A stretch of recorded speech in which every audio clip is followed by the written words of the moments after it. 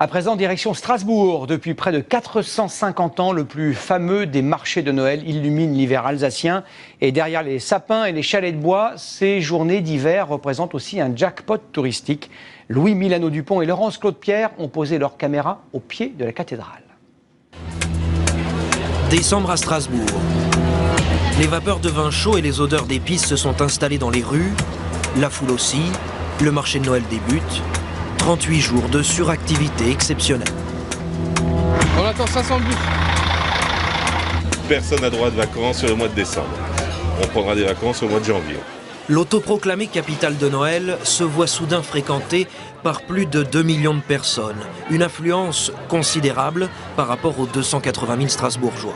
Les hôtels sont complets et plusieurs mois à l'avance. À l'entrée des restaurants, on piétine.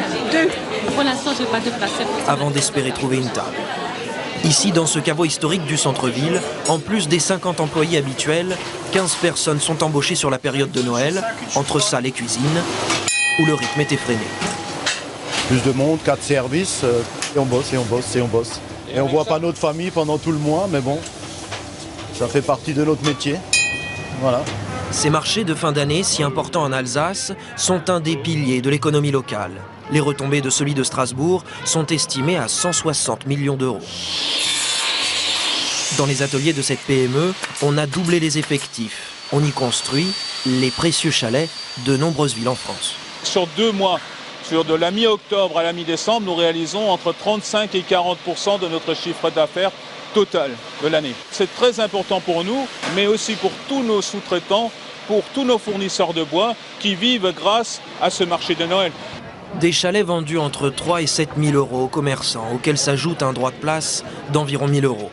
Des investissements importants qu'il faut rentabiliser, mais difficile de parler de marge, de chiffre d'affaires ou de bénéfices derrière les étals. Un petit vin chaud, chef, s'il vous plaît, voilà. C'est top secret. Et la marge sur un verre de vin chaud, c'est quoi? C'est x5, x10? Moi, je peux pas vous répondre. Oh. Non, je peux pas vous répondre. C'est des marges fois quoi? x10? x15? C'est indiscret, ça. Et si le commerce et les affaires sont rois sur le marché, pas à n'importe quel prix. En quête d'authenticité, la ville essaye d'assurer un équilibre entre produits alimentaires, artisanat et décoration. Et le lien avec la tradition de Noël doit être évident. Les marchands sont parfois contrôlés. Que ce soit un peu magique là, et qu'on ne soit pas toujours dans un esprit foire fouille ou autre, quoi, voilà.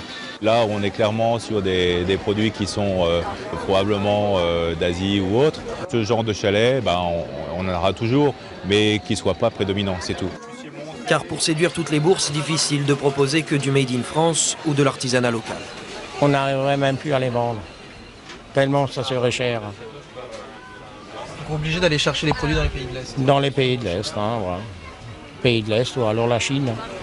Chine, France ou ailleurs, qu'importe, les chalands semblent eux y trouver leur compte, éternellement charmés par les pouvoirs de Noël. On a des yeux d'enfant, on devient des petites filles. Noël, c'est ici, c'est à Strasbourg, c'est une magie, quoi. C'est la magie de Noël. En 20 ans, le marché de Strasbourg s'est imposé comme modèle. Un concept qui a séduit beaucoup de villes en France. Maintenant, il s'exporte. Tokyo il y a 2 ans, Moscou cette année. Prochaine étape, la célèbre avenue de Broadway à New York.